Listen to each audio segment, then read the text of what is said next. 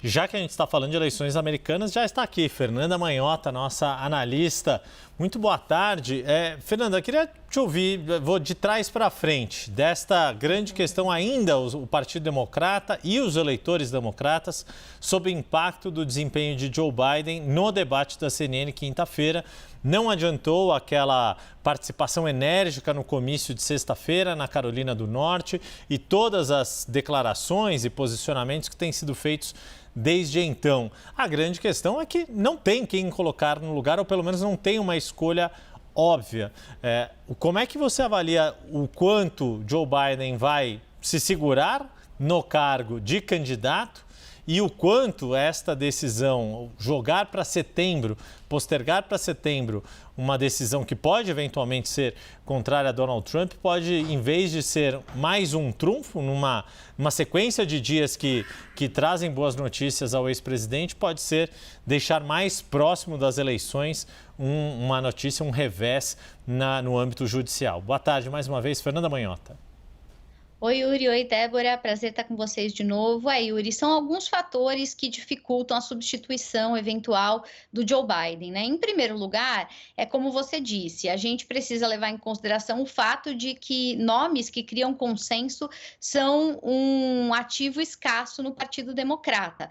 Joe Biden foi nas últimas eleições, porque nós temos um partido absolutamente fragmentado, muito heterogêneo, e é difícil encontrar figuras que sejam conciliadoras, que possam colocar dentro de uma mesma plataforma uma ala mais jovem e, em geral, mais à esquerda, progressista, e aquela ala mais tradicional, mais mainstream do próprio Partido Democrata. Então, essa dificuldade de encontrar nomes que sejam conciliadores é o primeiro fator. Além de encontrar esse eventual nome conciliador, nós teríamos uma segunda dificuldade, que é a dificuldade em fazer com que esse nome tenha projeção nacional, porque tem vários candidatos ou possíveis candidatos, né, que já foram apresentados como alternativas, mas que têm uma representatividade ainda muito regional nos Estados Unidos, não são competitivos nacionalmente, não são sequer conhecidos nacionalmente. E a gente está falando de uma disputa em que do outro lado tem um personagem como Donald Trump, que no mínimo todo mundo conhece.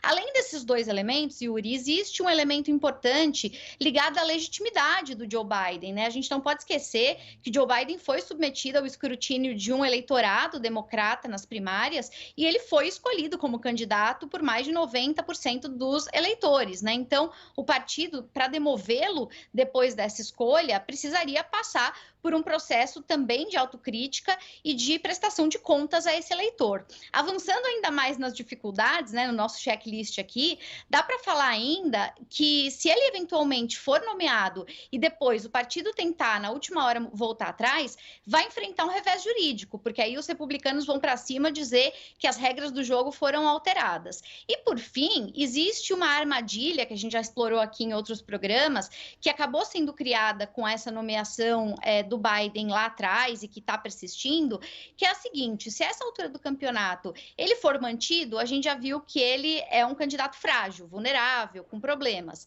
Ao mesmo tempo, se ele for substituído, primeiro, os democratas passam recibo para o Trump, né? Quer dizer, vão dizer que realmente o Trump tinha razão ao dizer que ele não está em condições de ser candidato. E pior do que isso, além de passar recibo para a candidatura do adversário, eles vão ter que lidar com o dia 2 desse anúncio, que é toda a maioria republicana do Congresso questionando a capacidade do Biden para exercer o cargo de presidente nesse momento. Quer dizer, se ele não está apto para ser candidato, que dirá para ser presidente? Então, existem muitos cálculos de risco político que precisam ser feitos e explicam, em parte, essa resistência dos democratas em substituir o Biden. Não é apenas uma preferência pessoal ou o caminho mais fácil, é algo que requer analisar se, de repente, o tiro não vai sair pela culatra.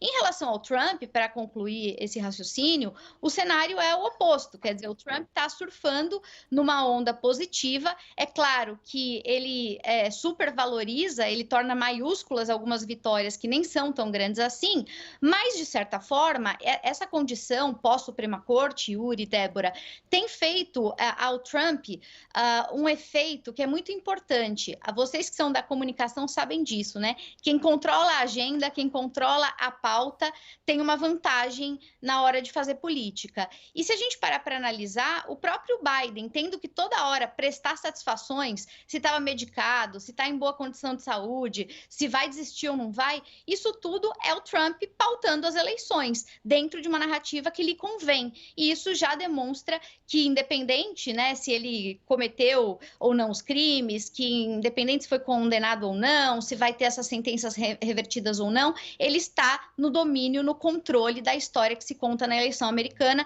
e isso faz muita diferença, Yuri e Débora. Fernanda Manhota, nossa analista de internacional, muito obrigada por sua análise, pelas informações sempre tão enriquecedoras. Um bom trabalho para você, viu?